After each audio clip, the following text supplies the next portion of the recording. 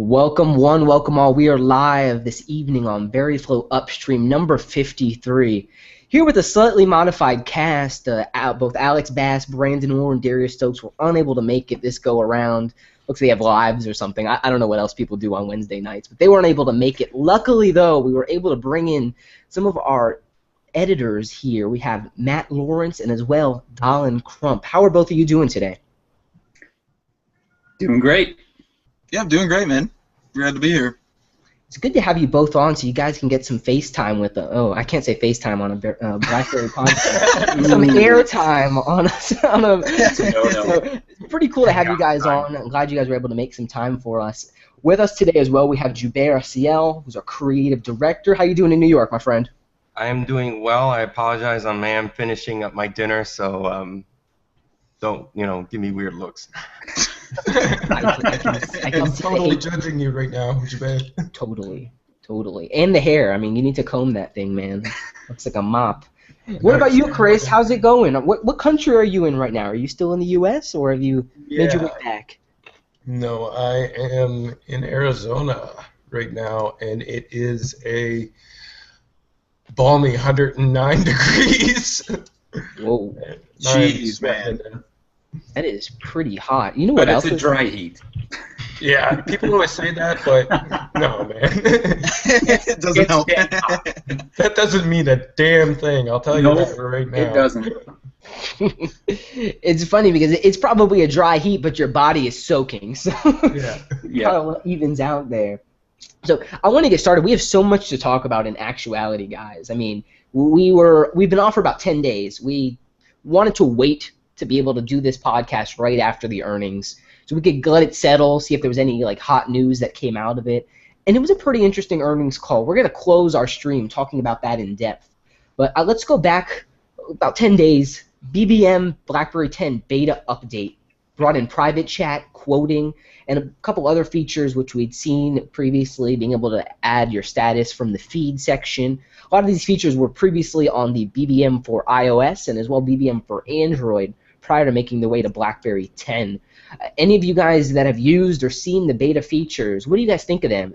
Dallin and I were kind of talking earlier in our group chat how, BBM is so good, especially compared to messaging clients like Slack, right? Definitely a different demographic, but in terms of the features, there's a lot there. So in terms of this latest BBM beta, I really kind of like the quote context, that you can quote a message and then kind of respond to that specific message.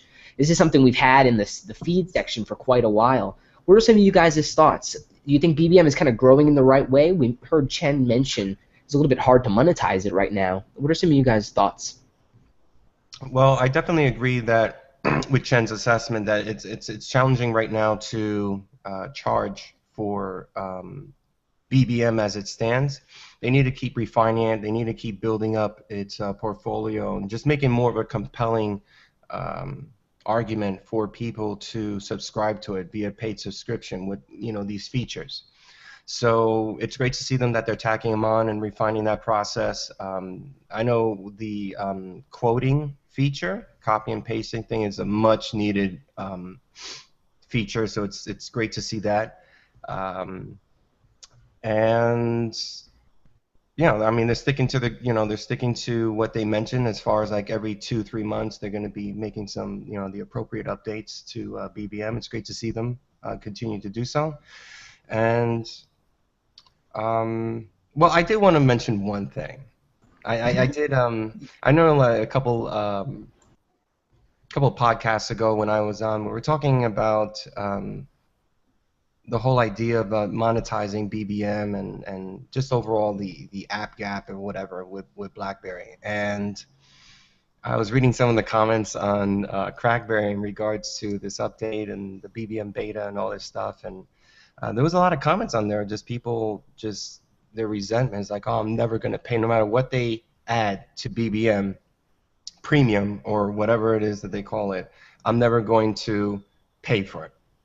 And it just kind of mirrored, well, not mirrored, but it kind of just reflected my comments later in the podcast, where I talked about how people just don't want to pay for anything. They expect all this stuff for free, and it's like this worldwide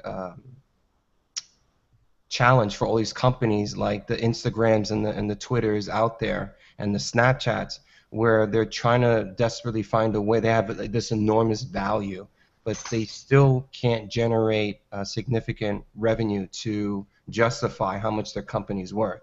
And BBM is the same. I mean, people expect this company to have all these premium services and features, and they want it all for free. Mm-hmm. And it's like, that's not going to happen. I mean, we want the company to do well. We want the company to bounce back and remain relevant and strong. They have to earn money somehow. And if they're putting all this time and energy and resources into making BBM the best messaging service on the planet, which arguably it is, then it cannot be for free, unless you're willing to be littered like Android operating system with ads all over the place. And even that's going to be a hard sell, because you have to push so many ads. You have to have so many users. Chris, Right. what did you want to mention on that piece? Just to Jabei's point, it's basically a give and take relationship. I mean, you got to give something back in order to be able to go ahead and keep that stuff that you like, right? I mean, we see all of these companies, Snapchat and Foursquare, Swarm, whatever you want to call it nowadays. They have big valuations and they have tons and tons of users, and a lot of those companies aren't necessarily making money at this point, and realistically, some of them could just disappear, unless they actually start making money themselves. And I'm not saying that's exactly the same with BBM, but the long and the short of it is that there has to be a return on that investment at some point in time. Like, people do have to give back. It's just like apps. If you want apps on your platform, you have to support the ones that are there financially. Otherwise, people just simply lose the motivation for actually creating that content. It's simple economics.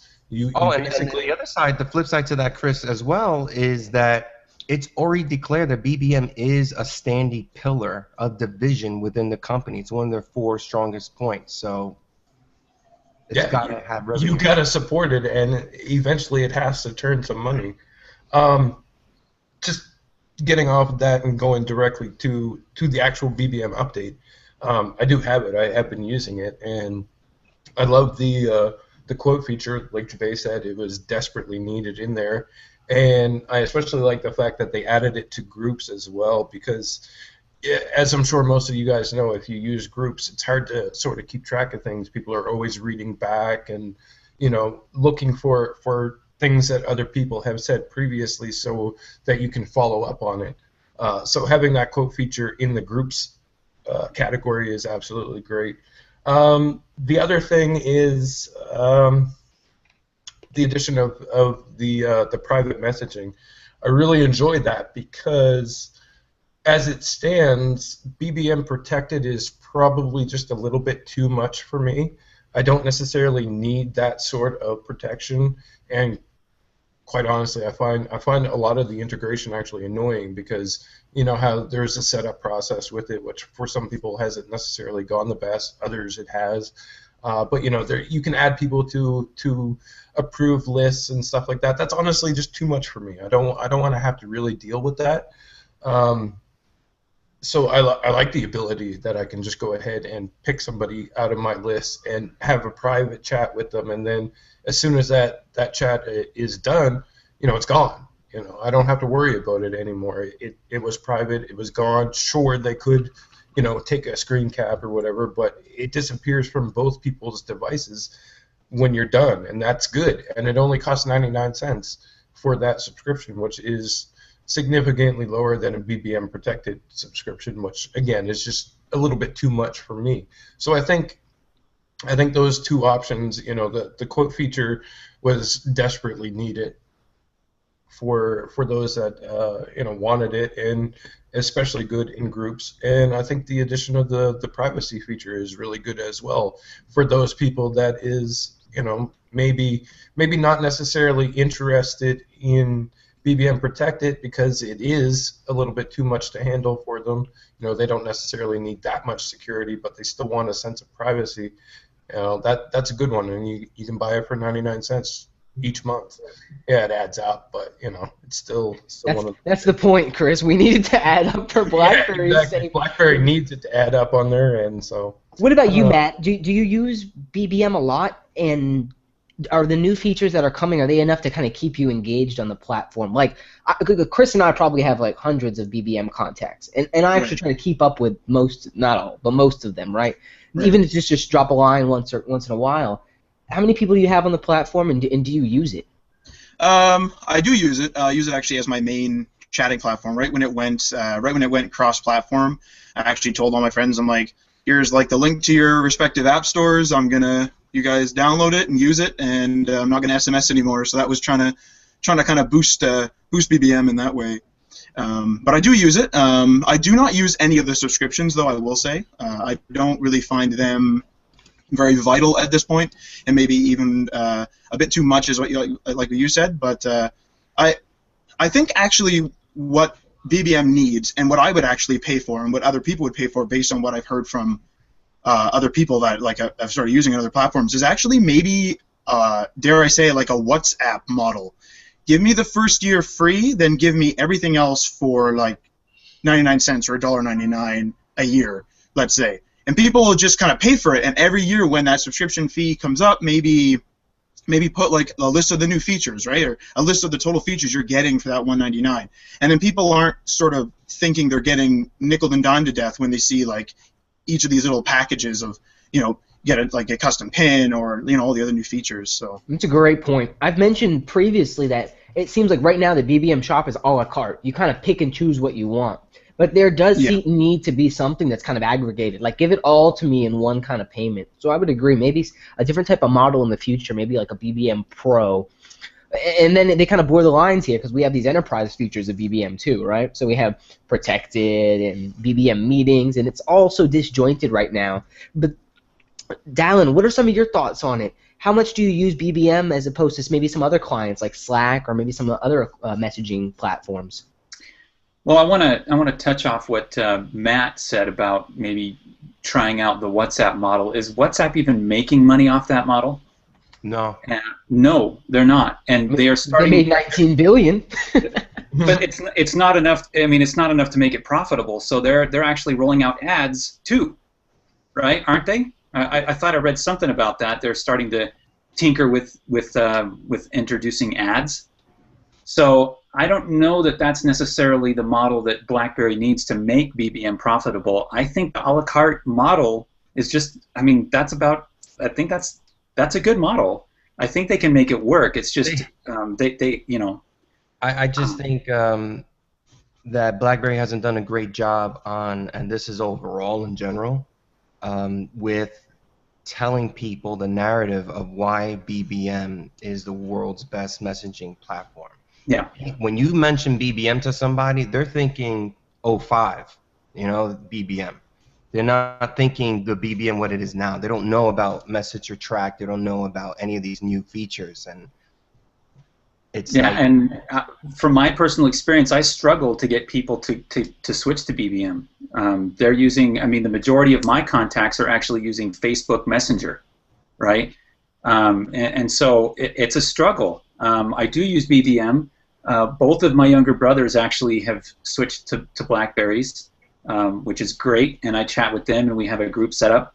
Oh, but speaking of groups, features that I would like to see, and mentioning Slack, we were talking about that earlier today, but Slack is just kind of like a glorified IRC client for organizations, for businesses. So you set up channels, and their idea of channels is it's like an open chat, and it's scalable. So you can have 100 people that are a part of this channel, and they're all interacting and chatting with each other. I would love to see BlackBerry expand the capacity of groups beyond the 30-person limit. I think that might raise some eyebrows and actually get people to use that, organizations and businesses to use that as a collaboration platform, especially the larger businesses. Yeah, for smaller businesses and smaller groups and teams within organizations, groups work fine in BBM, but I think that 30-person limit might actually be a roadblock for some people. I think it's a 50-person limit, but the 50. the same limitations are there. This is Yeah. why I wish they did more development on channels, because you can have private channels, and imagine maybe you could interlink some James, don't channels as go there with well. channels, You're James. right. You're right. Okay, next up on our topic list, we have Don't get us started with him. Chris. You posted a poll on Crackberry talking about, what the true Team BlackBerry aficionados would like. Would they accept an Android device? Would they hate it? Do they want a BlackBerry 10? Give us some of your feedback from the poll. I know you had a lot of votes. I know I voted. Who else voted? Anyone else here vote for it? I voted, of course. So biased. Times. No, tell us some of the feedback on it, Chris. I mean, obviously, when the question was a little bit of a playing devil's advocate, because obviously most people would basically say that they don't want an Android-powered device. But when it comes down to it, I mean, what the poll actually showed is that there are people out there who actually would use an Android-based BlackBerry as well, depending on how it actually played out in terms of, like, will BlackBerry bring the hub over to their Android device, or is it going to have the same fluidity in active frames and stuff like that? So the actual outcome was it ran down to 53.95% said no, they don't want any sort of Android device. Period. They just want BlackBerry 10 straight up. 25.32% said maybe they'll basically see how it all plays out. And 20.73% said that they'd all love to see a BlackBerry hardware coupled with the Android ecosystem, which is, when I look at the numbers, I think I don't want to say anybody is a liar or anything like that, but I think realistically, if some of those people who said that they don't want anything but a BlackBerry 10 device actually end up getting a BlackBerry running Android, it might decidedly change their tune, because as we know right now, everybody use I don't want to say everybody because maybe that's not correct, but I would say that the majority of BlackBerry 10 users have at least installed some Android apps on their device and are using it. So realistically, when I look at that poll, I think, yeah, BlackBerry users want BlackBerry 10, but they also want the apps to go along with it. So, it's one of those things. The poll turned out exactly how I expected it to be, because, like I said, it was pretty redundant question, but the answers people came up with were absolutely amazing. And I put a lot of quotes in the actual post. Like, some people said, why not offer both? Other people were willing to go ahead and allow BlackBerry to do it, but it wouldn't be something that they would purchase, even though they could totally understand it if BlackBerry did go ahead and do it. And then, of course, there was the people that were just downright no. BlackBerry 110%, Android would screw up the BlackBerry 10 experience entirely. So it was an interesting poll to see the outcome and how people basically viewed it, whether or not there is an Android-based BlackBerry on its way. Well, we're going to get to that and discuss some of that soon. Oh yes, we will. I think it's a good ironic point that you brought up, that there's a lot of people out there who are fastidiously against Android, having anything to do with a BlackBerry device. Yet more and more we see this cross-platform effort. John Chen made mention, Android's like 83% of the market right now in terms of market share. That market share is tens of millions of people, as opposed to my a couple million people, right? Or my several million people. I need to expand to these other places so I can start making more money, so my propensity is even larger outside of my own ecosystem.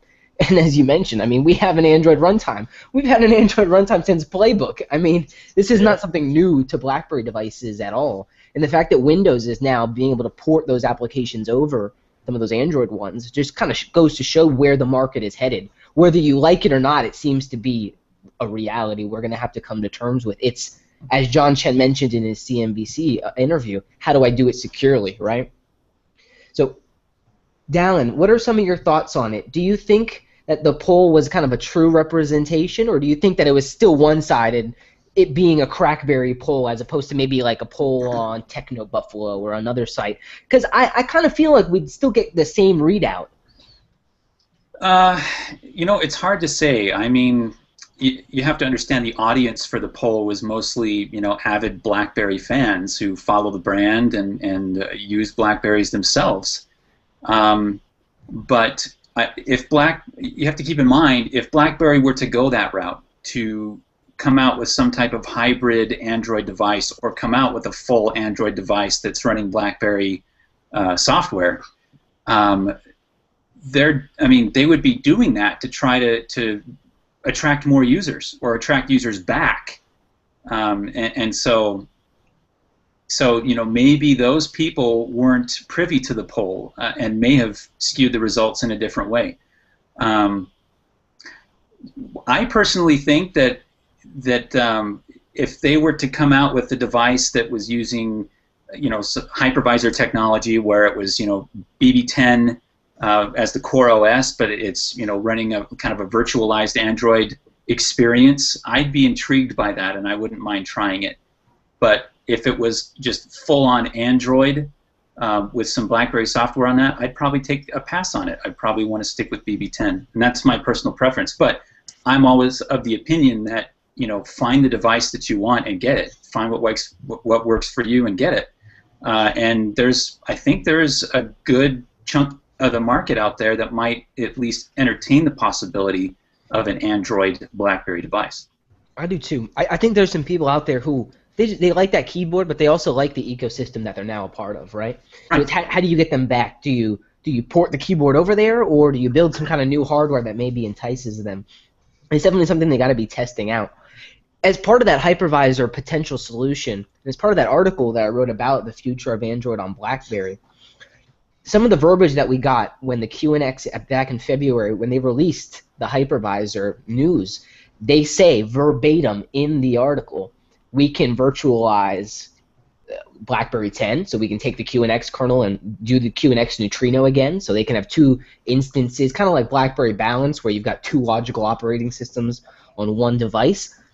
They mention the virtualization ability for Linux, and they specifically say Android.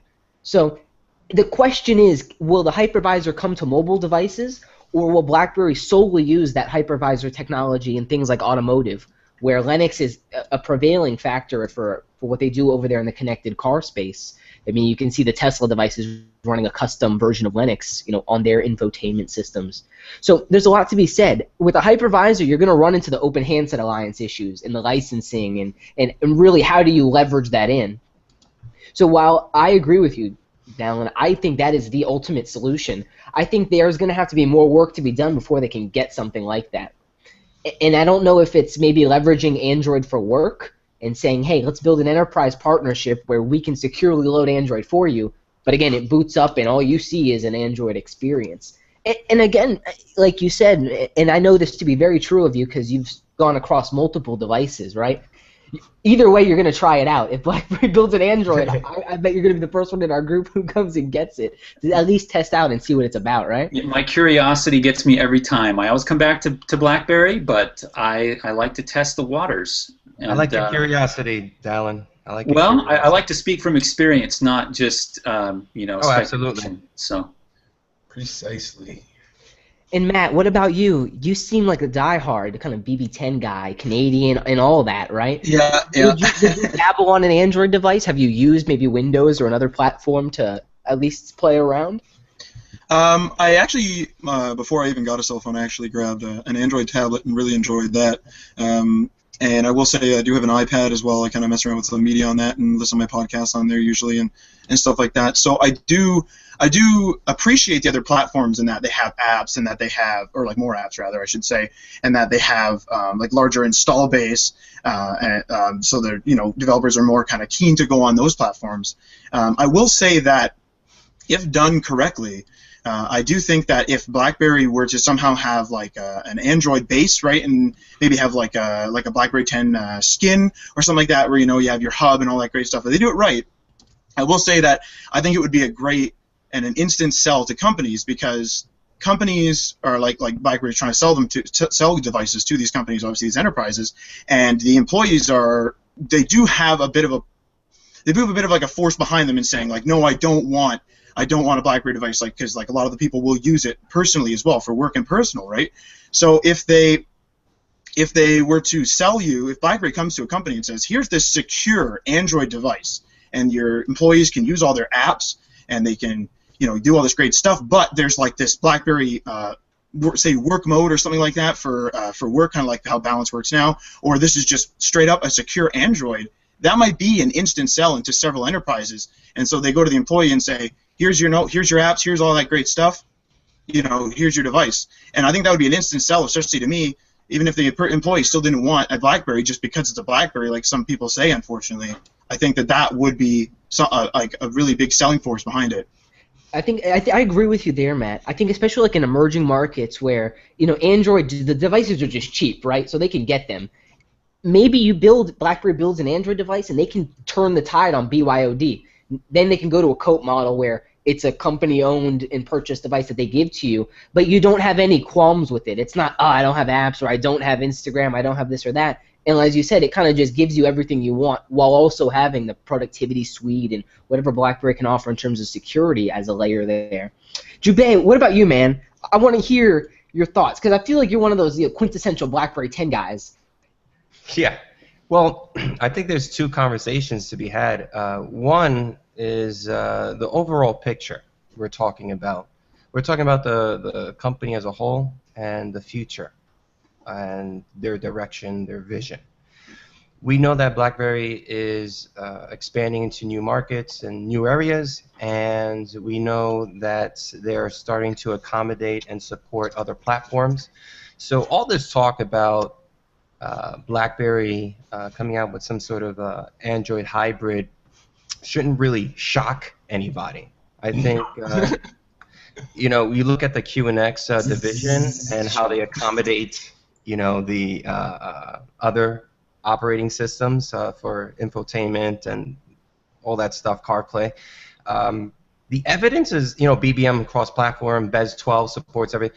We're seeing the evidence of BlackBerry supporting everything, and this talk about BlackBerry should only stick to BlackBerry. It's like, all right, well, I mean, I get it, but you can't really.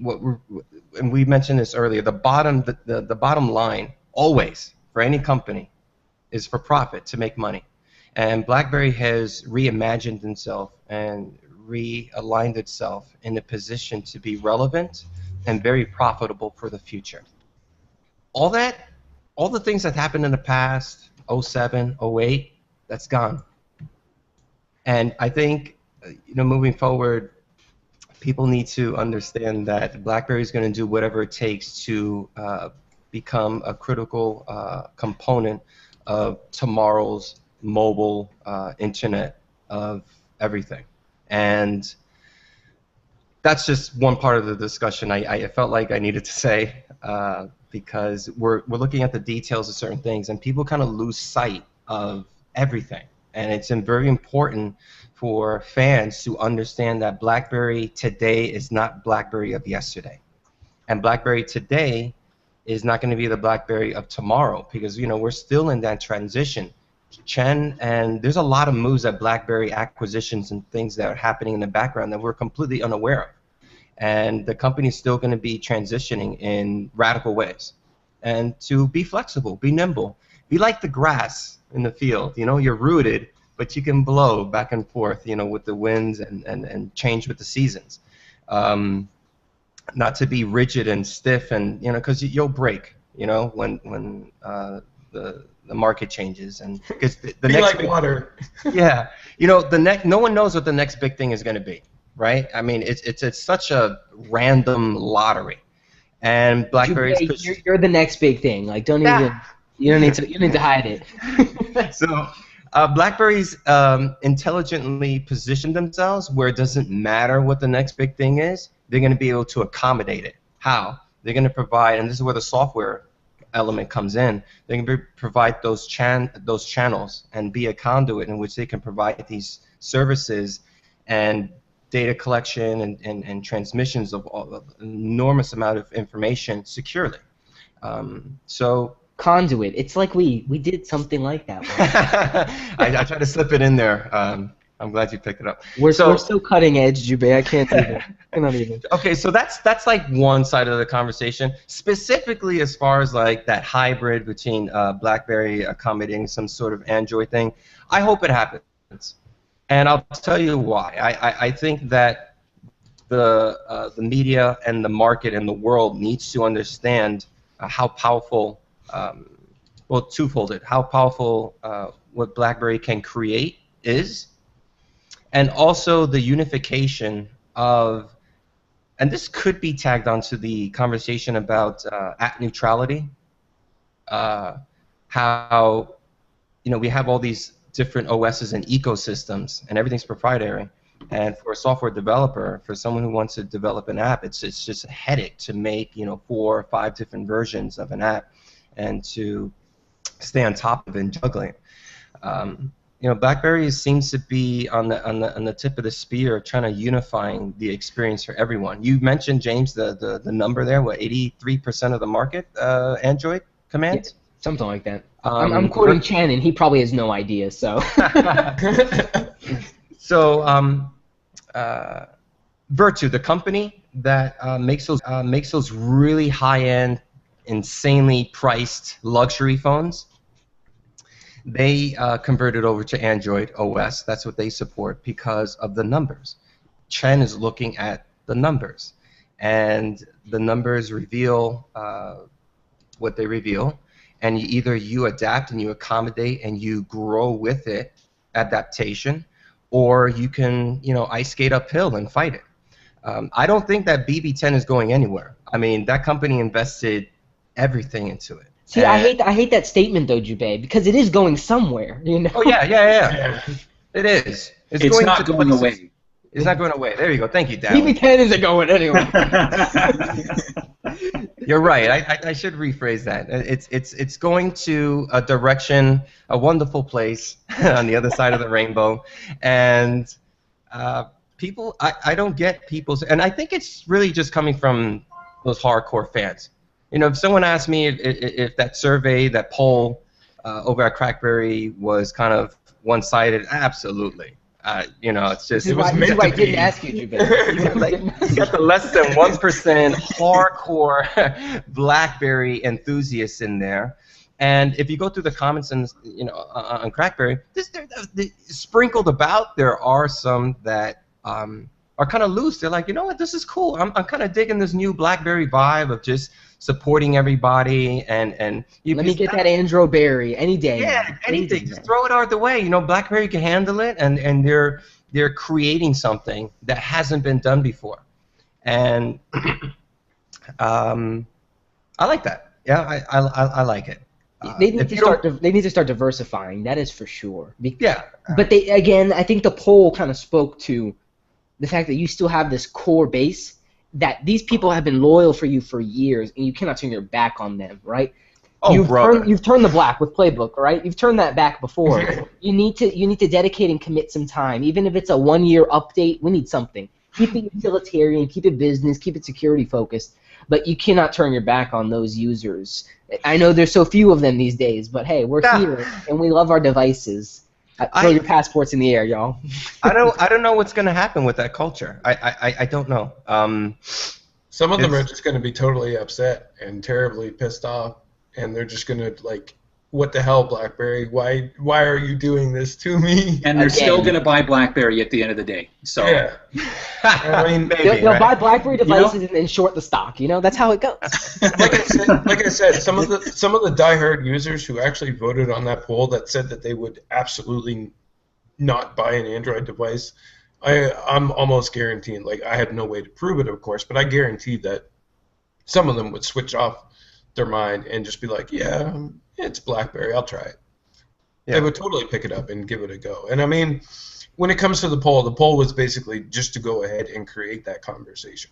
I mean, Right. the poll, looking at the numbers are great, and yeah, like everybody says, you know, the poll was a little bit silly. I fully admit that, but it did what it was supposed to do. It showed the numbers, it showed where people stand, and it created the conversation surrounding Yeah, I it. think it's a great dialogue to have for sure. Yeah, And Way to go, editor in chief. You yeah, rock. it needed to happen. I mean, you know, James, the Chris post came that, on an Upstream and was like, "Gotcha." Nailed it. the post that James did was absolutely amazing. And honestly, I looked at that and I was like, I can't come up with a better way to basically put this information out there than what James has already did. If I go ahead and do the exact same thing, it's going to be, you know, everybody's just be like, well, you should have read the BerryFlow post. I'm like, let's just go ahead and create some conversation with it. So that's what it did. It created the conversation. And, you know, And look at us here talking about it now still, you know? I think exactly. it definitely served its purpose. But, you know, as part of this genuine conversation that happens, we have N4BB posting speculation and things. So, it changes the conversation. So now we're talking a BlackBerry slider that it may not be running Android. The Venice, November 2015 with basically the LG G4 specs. I'd buy it. It needs to run BlackBerry 10, but I'd buy it. And then there came another rumor talking about a Prog, a low-end Z3 Leap-like device that's running Android. And I tweeted maybe 10 days before that post, Foxconn deal plus Android.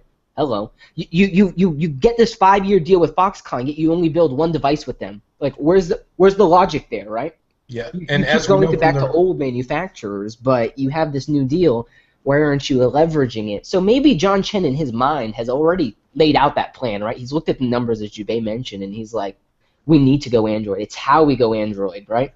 And again, if you go for that lower segment, you can pick up on what Matt mentioned, where you can just build this kind of nice full Android experience, maybe toss some BlackBerry experience apps on there, and you have that service, right? You can start stemming some of that BYOD and offer a BlackBerry solution to those who don't want to jump on BB10.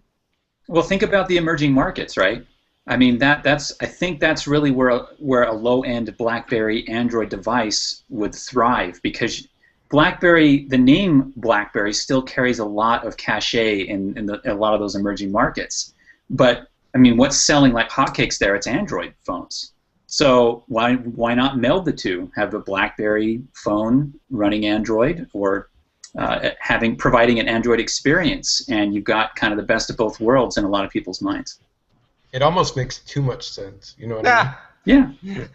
It's like, I mean, we see it on Bez 12. You know, they support it all, and it's like, well, why can't they take that mobily? It's a good conversation to have. The thing is, like, how are you going to be competitive, right? Unless the manufacturing costs are way down, it's just a volume game, right? So you're just going to increase your market share, maybe a percentage point here, percentage point there in key areas. But how do you really make money?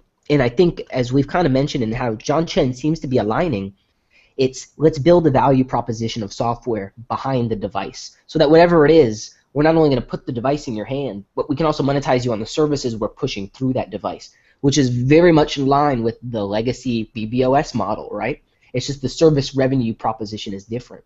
Mm. And I'm going to say propensity just because there's someone out there right now who's making fun of me for saying it. But BlackBerry does have a propensity to really nail that down. It's such a low-hanging fruit. And for all of us here, we're all very frustrated because BlackBerry has so much low-hanging fruit that is just rotting above their heads, right? And then it hits the ground and they step on it. You know, it's insult to injury in some instances. But really, I think John Chen has the clarity and the wherewithal. He's not emotionally tied to the devices like a lot of us are, where he can make that business decision to say, absolutely, Foxconn, build me an Android device and let me put my apps on it. So go ahead, Chris. Mm-hmm. Let's not forget that they added new partners directly after, as they announced during the earnings call. They added new partners. They added Compal, and they basically continued the Foxconn relationship. So there's something going on there in terms of what they're doing in production, because you know all of these places aren't just building out classics and leaps and passports right now. So why are they making these relationships? You know, there's got to be something cooking there with when it comes to devices and new devices that could be hitting the market. So I couldn't see Chris, but I felt like you just dropped the mic. I felt it. I need a Chen with the eyebrow up. Can you smell what I'm Yeah. We could find that image. We'll put that out there. That'll be our next cast. It'll be 10 memes. We'll just go through the Crackberry thread and look at all the memes. But let's talk about 10.3.2, and let's also talk about 10.3.3, which was not necessarily announced, but it was acknowledged that yes, we are working on another forthcoming update. Maybe that's what's coming with the slider device. Maybe whatever devices we're going to see at the end of the year. Maybe that's the OS that's running on them. And maybe that was just a silent nod to us as BlackBerry fans where it's like, hey, don't worry, you're still going to have BlackBerry 10 on your devices. Yeah. Right? Don't freak out quite yet. And again, John Chen's a smart guy. He's going to do it in a way that doesn't cannibalize his core business, which right now is BB10. That's the hardware they're selling. They've got no more old inventory. So what do you guys think? Is a slider device spec'd like a G4 going to be enough for people to latch onto? Or do you still feel like the specs are a little bit, like a quarter or two behind? Well, you already know where I stand with specs. Specs is all a gimmick to begin with, mostly. I mean, you obviously need enough to keep your operating system, the UI, everything about your operating system experience optimum. But outside of that, it's just unnecessary and excessive, and it's just ridiculous. You look at some of the stuff that Apple still puts out on their latest devices, and everyone knows that, well, Apple's always been accused of having these devices that are catching up to the rest of the industry. But does it matter? No, they still sell by the loads. Millions upon millions upon millions. Yeah, it's ridiculous. So they've actually defied that spec race, concept. Android, we understand, almost requires specs because it just sucks so much. I mean, just the operating system and the applications that people download. That's why the batteries last like 15 minutes after a charge, because these specs are actually draining the battery. You look at the screen resolution, you look at the screen size, you look at the number of apps people use, and all the stuff that are running simultaneously. And you'd think they'd want to combat that so that they could mine our data longer, you think you would bring down the specs and tell the developers, optimize your apps, stop demanding so much processing power, stop demanding so much of these things. No, they just keep adding octa-core. I don't know what the next is for 16, 32 core, 15 billion gigs RAM. It doesn't matter. I'd buy it. Your phone's gonna last 5 minutes. Here's the thing, though. This is something that Samsung did to the marketplace, right? They really elevated that spec war. And the thing is, this is exactly how they did it with their televisions and with the rest of their electronics. Now it's a 70-inch 1080p plasma, right. Whatever it may be. That was the kind of jargon that the consumers who understood a little bit about electronics would go for. So you take that same kind of modeling for smartphones, and there you are. But James, you know what the tragic thing is that people bought into it. Like, I look at these hardcore BlackBerry fans, they're like, BlackBerry needs to put out like a spec'd out, I'm like, no, they don't. If you actually understand what QNX does and what BB10 represents moving forward, it's about efficiency. It's about doing a lot with a little. And it's just mind-blowing that some of these guys really think that a spec'd out future-proof whatever device is going to save BlackBerry. It's like false. I don't know, Jubei, because as the OS grows, the hardware ages. So let's look at the Z10. Dahlon's on it right now, and he can attest to this.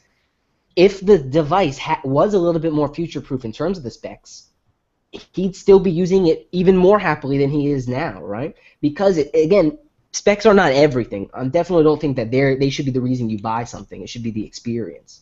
But to say that a Z10 runs as well as a Passport is a fallacy. The Passport runs very well on the specs it has. Absolutely. Yeah.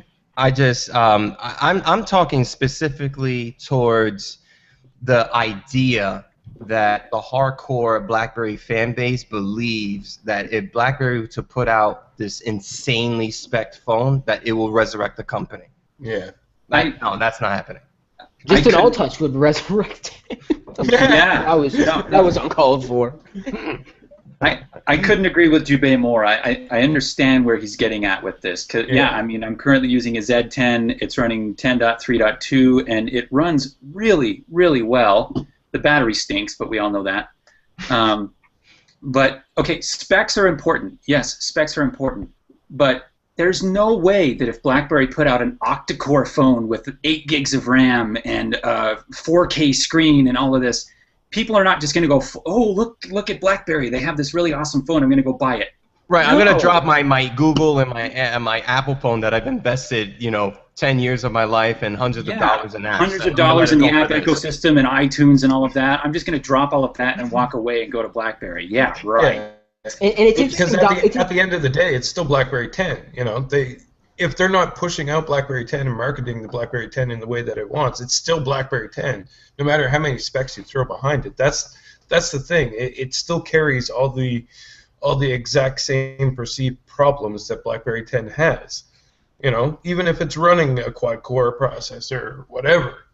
And it's funny because from a consumer standpoint, they'll have taken the specs that matter most and actually got them up to par with the competition. So they're taking the camera, right? They're taking the screen, and the two things that you would want to be high spec will be high spec.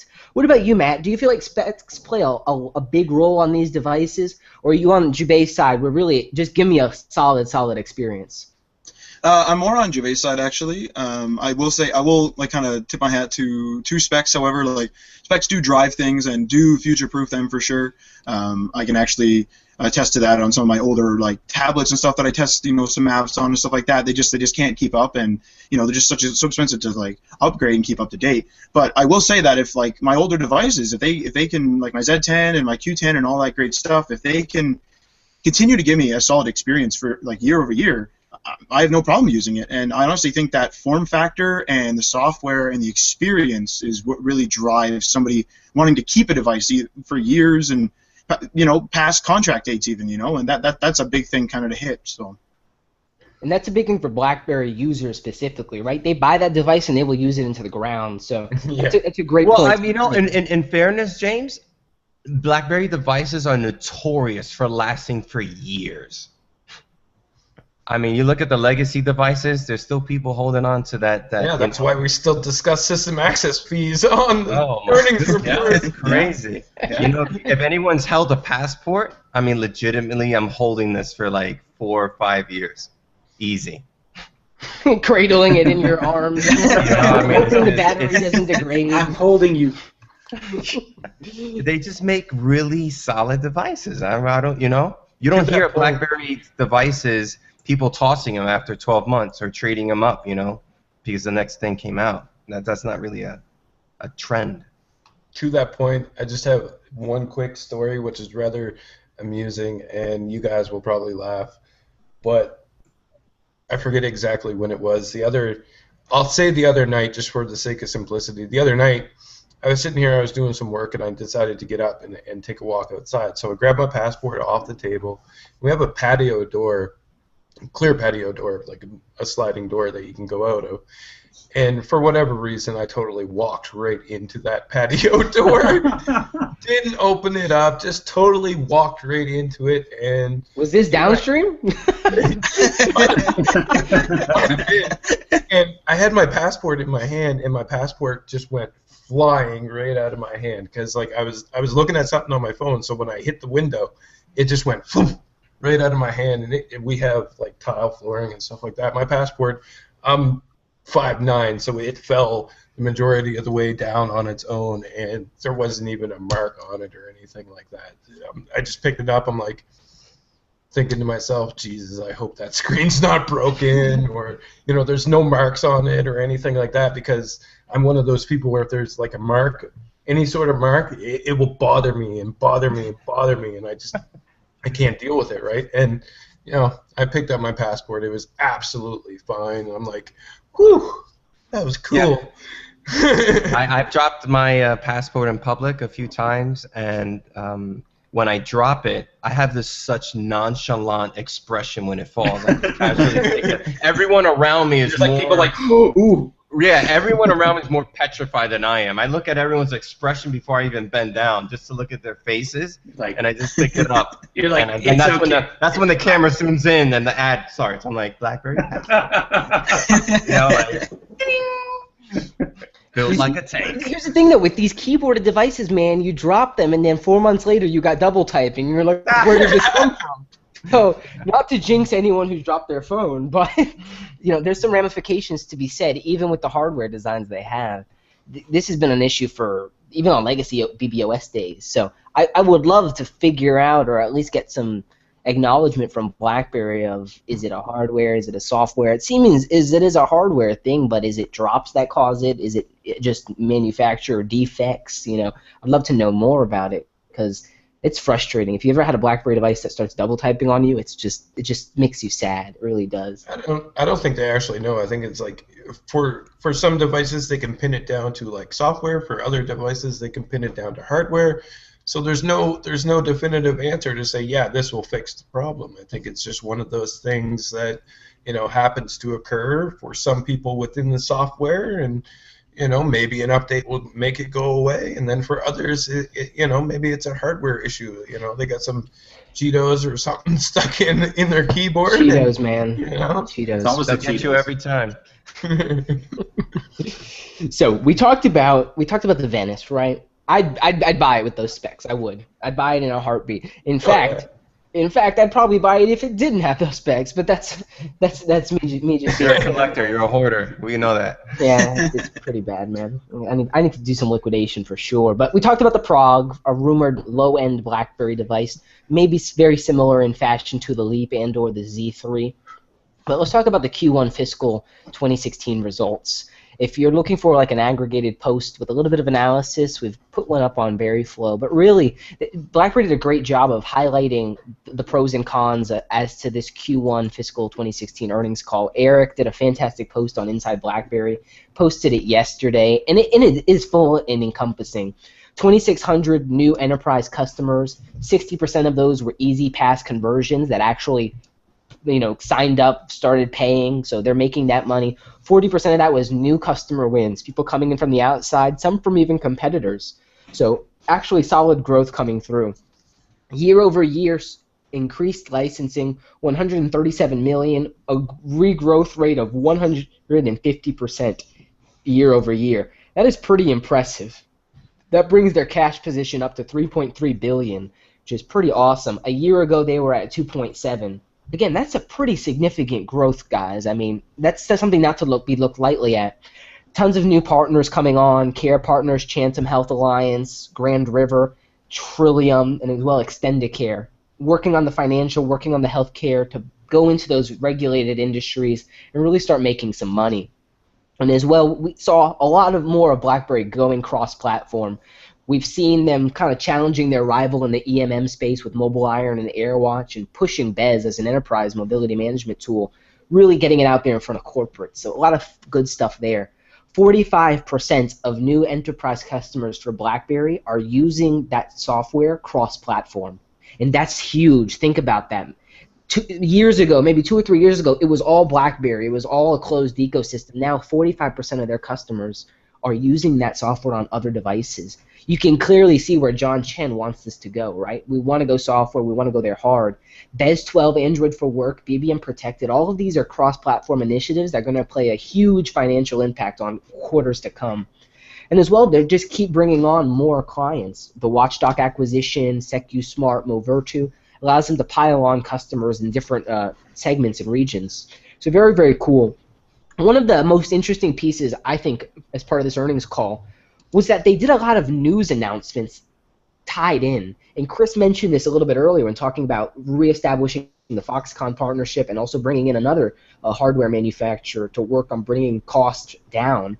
But I think the licensing deal, the cross-licensing deal with Cisco Systems, is a very interesting move for them, especially because we've seen some things with Cisco Systems before in terms of the IoT space. QNX running on their high-capacity routers, and as well some of their other cloud initiatives.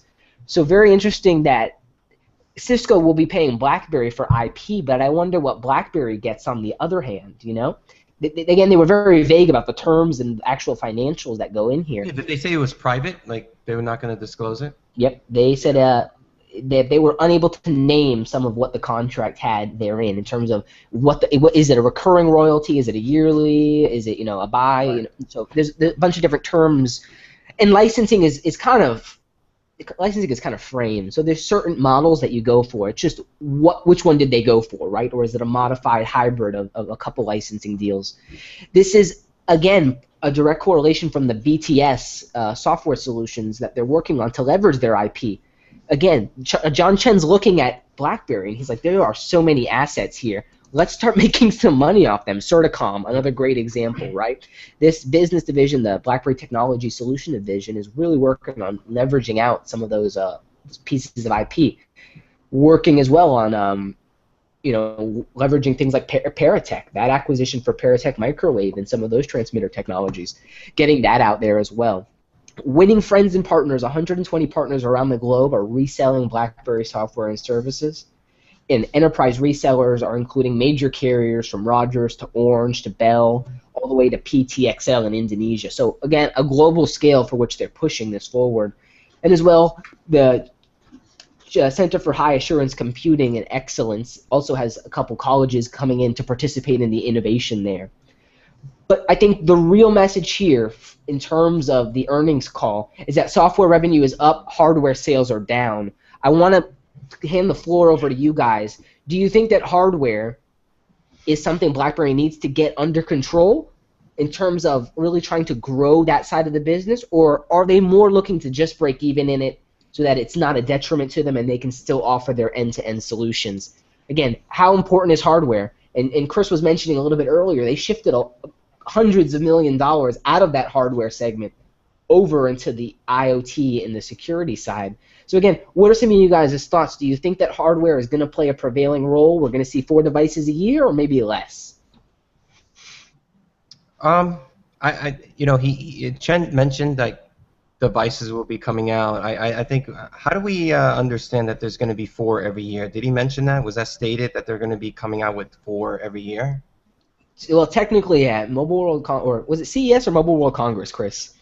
I think it was Mobile World Congress. They mentioned 4 devices. 4 devices. Now that's annually. That's a fiscal year, right? So right. Really, it's not going to be like by the end of 2015. We're also going to have that first quarter into the next year where we may see. So then our question's like, is it sustainable that 4 devices a year?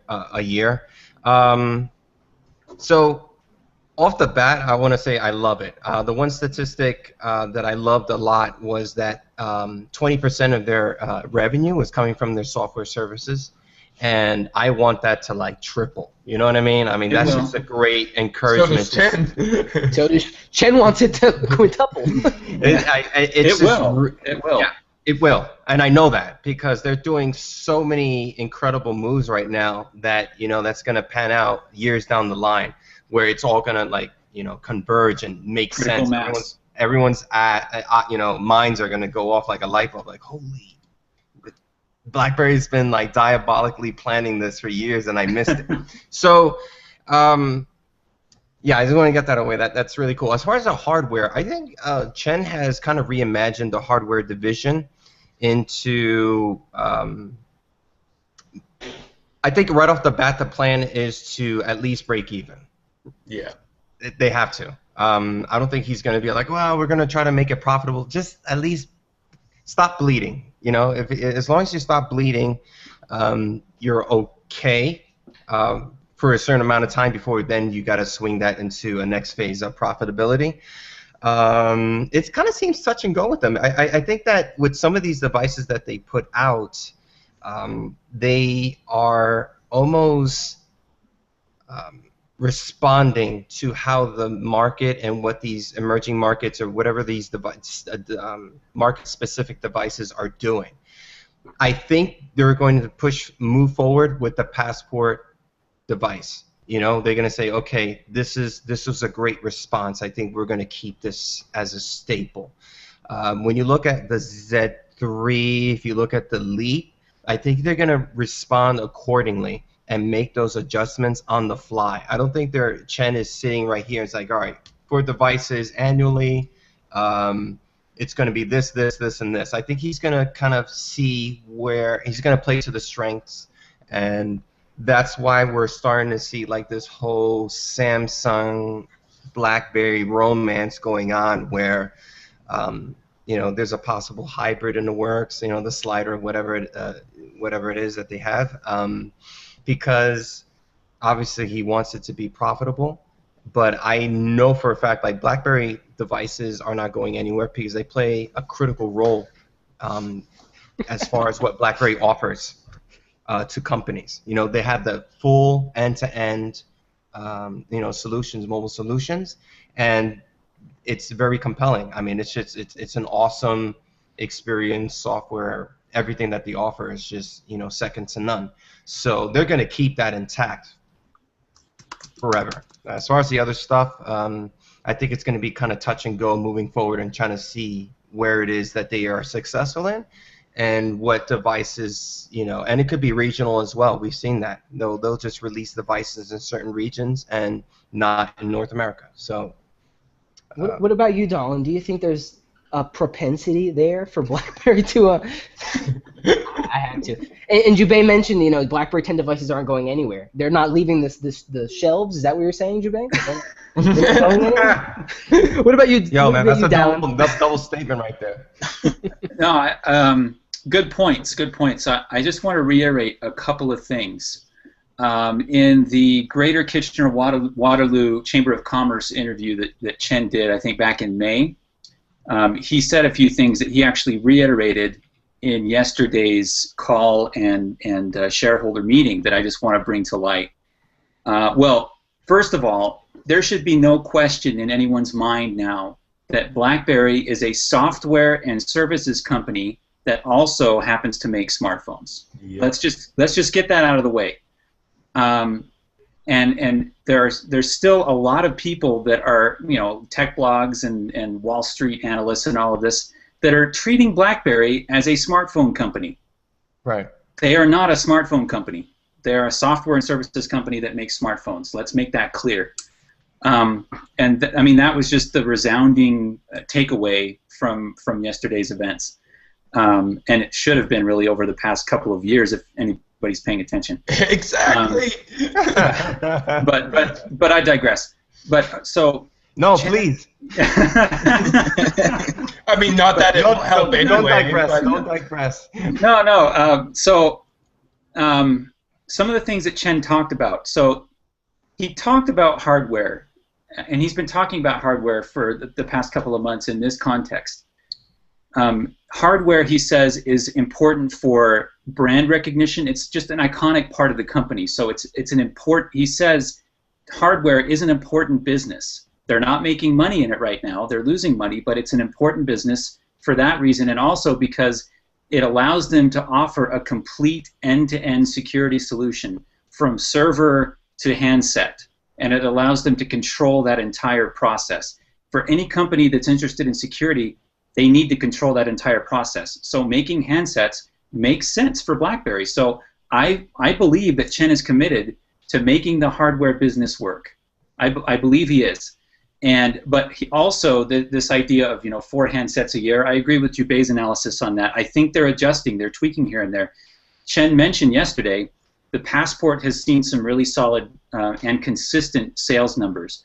The Classic, he said, they're still looking at that. They're not sure yet, but it appears to be upticking.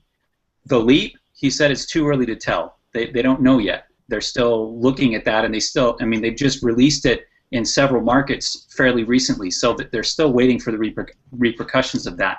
But I fully expect Chen to adjust and tweak here and there based on what the feedback is. I think that if they play their cards right, the slider could be a really, really solid device in terms of sales. I think it could. That's what I have said about every single BlackBerry 10 device. If they nail that Q5 marketing, man. Yeah. Well, he mentioned they were going to focus a little more on handsets, but talk is cheap. So, but I think they're committed to hardware. I don't think that we're going to see BlackBerry smartphones disappear anytime soon. What operating system they're running or how that looks, 2-3 years from now is anyone's guess. But BlackBerry 10, BB10 will still be around, and I was encouraged. I mean, there's so much more ground to cover from yesterday's events, but I came away really encouraged, feeling good about where the company is, and Chen has saved the company. Chen has saved the company. Dallin, is that for everyone that's watching right now, all the reports that were announced, there were no surprises. It was going exactly according to plan. Everything was kind of anticipated. So it was really great to see. And really, the software revenue was actually a surprise, right? We weren't expecting that much money this early, so it's good to see that uptick. Yeah. And as Dallin mentioned, John Chen has saved the company, and that is his gift to you, Dallin. So happy birthday! That was my birthday yesterday. You celebrated that yesterday, so I wanted to make mention. You can tweet him at Dallin Crump. Send him some birthday wishes for sure. And presents. Yeah, your presents are on the way. I sent you a little swag bag. So. Oh, nice. But what I'll about send you a video of me crumping. Whoa, crumping it. I hope there's no ladies watching. That'll go viral for sure. What about you, Matt? What are some of your thoughts on the prospectus for BlackBerry? Do you see them being a predominant software player, like a really strong software player? It's funny because when we look at John Chen and his background, the turnaround he made for Sybase was a software-based one. So I wonder if he knows how to turn around a hardware company, right? He seems to be falling back on what he knows, and I know how to make money off software, right? And the assets I have, I can do that with. But imagine if he was a CEO of a different flavor and we had a different change of tides. Do you think John Chen can show us, Matt, that devices can be successful and that he will make them so? He's talked a lot about BBM. He's talked a lot about getting devices on point. But it seems that software was his first focus. Do you think we're going to get that other focus, Matt? I can definitely see him kind of maybe working toward that focus. I definitely agree with Jubei there in saying that he is kind of trying to feeling it out, and that would actually make sense in that maybe he has the experience with turning around a software company, and so he, kind of the first thing he did was try to get, the BBM cross-platform and, try to get all that stuff fixed up and make sure we have some great software solutions. But then trying out the hardware is a way for him to, you're kind of riding off of the success of the software to a degree, and then you're feeling out the different types of hardware, like your low-end devices, your sort of unique form factors like the Passport and stuff like that. And maybe even this year, like through all the rumors in that, we're going to see some sort of Android device possibly from them or something to that effect. And that would be definitely in line with that.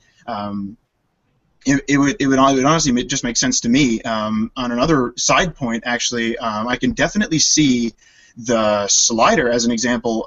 It would be an amazing device for both an Android or a BlackBerry lover, if you would think about it, and that would be a great way to test the waters in even saying like, oh, maybe through some sort of BlackBerry link or some other solution, you plug in your device and you select Android or BlackBerry, and then that gives them a little bit of analytics in terms of, oh, how many people are jumping on the Android bandwagon, how many of them are jumping on the BlackBerry bandwagon. And that would make sense in that term, and it's the native resolution. It's widescreen, right? So it's a little bit easier than I would say to do Android on something like a Passport. So that's a very good point. It's a very, very good point. And even still, to that end, we have the Android apps and like the touch-sensitive keyboard works in them, right? Depending on how the app is built. So you're right. It's kind of either way, it could be pretty great. Chris, what about you, man?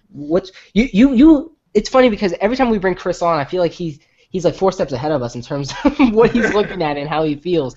You just get so much from the community in terms of their perspective, and of course you have your own, and you're pretty focused on what you want from BlackBerry. I mean, at this point, I realistically don't have anything to add outside of what Dallin said.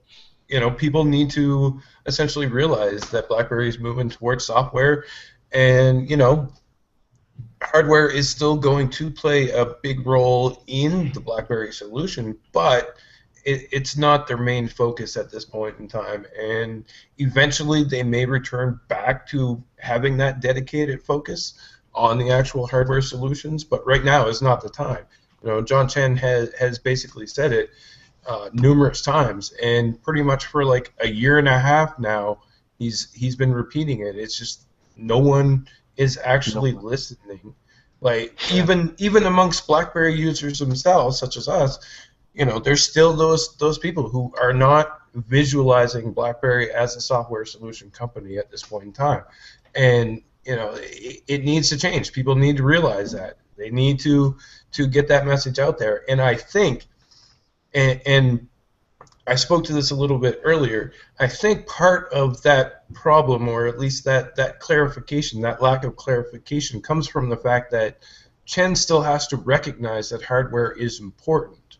You know, it almost seems as though that he's doing a little bit of double talk and might not necessarily be clear on what it is that BlackBerry is doing. So I think that creates a little bit of confusion. I'm not saying he's not clear. I'm saying that in the words that he chooses to use, by still stating that hardware is a big part, it causes confusion amongst a lot of BlackBerry customers and the tech blogs and stuff like that.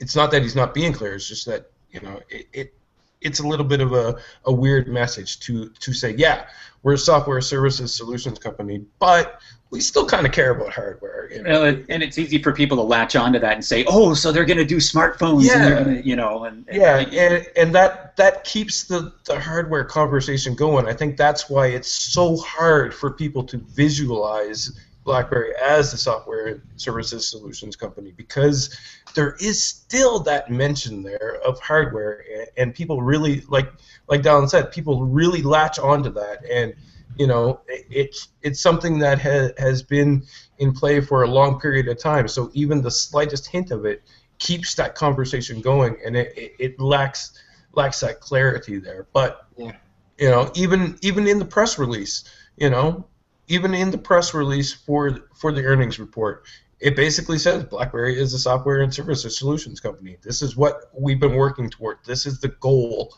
that we're building out. And right now they're in phase 2 of it. And if we look at some of the slides, I know you were showing them earlier. You know, they have 3-step process at this point in time right now, and they pretty much completed the second part, and they're moving into the third part right now. And hopefully they'll continue with it. I just really wish that people would realize the software aspect of it more so than what they are now, because we realize it, we see that it's happening, we're reading in between the lines, but you know, there's still those people that just don't get it, and you know, it's unfortunate that they don't get it, but hopefully, you know, with repetition, it will actually sink in. But you know, repetition is the key to learning, Chris. So I would wholeheartedly agree with you. You mentioned 3 core priorities, and I've pasted them here onto the screen for us. This is the guideposts for the next 18 months. And you'll notice achieve device profitability is the bottom option there. It's expand cross-platform software services. Let's get our software on point. Let's become synonymous with mobile security and privacy so that we can secure the IoT of the future. And with that, we will begin connecting and achieving device profitability through different pieces of hardware and different means. I want to come back to the conversation because when we look at the cycle BlackBerry has been on, it's a cycle because of their enterprise focus that is not a 4 or 5 year cycle. It's really a cycle that spans a decade. And when Torsten Hines brought BlackBerry 10 out, he says this is a platform that will last us 10 years. That is why we took the time to build it, period, point blank, right? This is something we can use for the future. If you look at BlackBerry in its early days, I'm talking before it was BlackBerry, before it was Research in Motion, before 1999, what was BlackBerry? They were a software services company. They were putting their software on other people's hardware. And then they're like, maybe we should just build our own. And then the pager, and then the RAM, bam, there it is, right? This cycle will repeat itself. And we are, I think, as I've said in many editorials previously, BlackBerry 10 is early to that cycle change. They're getting ahead of the curve for where they need to be in terms of where this market is really going to move. With that said, I think we need to wrap it up here, guys. We've ranted far too long on this one. No, appropriately though, you know, Absolutely. It's appropriate. I think that the community that watches this, the message needs to come out loud and clear that we're talking about a business corporation. They're interested in one thing, BlackBerry: profit, money. That's it. And they're going to position themselves to make it. Even not if we gonna- don't agree with all the changes. We may not agree with the changes, correct? But you know what? They're gonna find a way to make money. That's it. They're not here to stroke the past, all the old school legacy device, all those people holding on to their old. Forget it. They're not here for you. They're here to make money, and you should be really encouraged and really happy at the direction that Chen has taken the company. And there's a lot of exciting things to look forward to. Indeed, we have a security summit coming July 23rd or 4th, 23rd, right? Security Summit, BlackBerry, New York. It'll be pretty interesting to see what goes on there. Should be some exciting things. Hopefully they'll talk about some things. I mean, I believe last time they announced the acquisition of SecuSmart at that Security Summit, so there's some interesting things coming ahead. I really appreciate having everybody on. Are we going to have Dallin say the last thing? What's Chen's closing slide? Yeah, so Chen said in the shareholder meeting, we have great technology, and if we put our minds to it, we can win. The end. The end. Drop the mic. That's it. That's all it takes. It's really all it takes. And I think that focus has been something that's severely been lacking, right? Maybe Heinz was a little bit too hard on hardware and took us a little bit away from our core market base where we really are out to make the money. Really appreciate having you guys on, as always. Chris, Jubei, your insight is phenomenal. Love the perspective.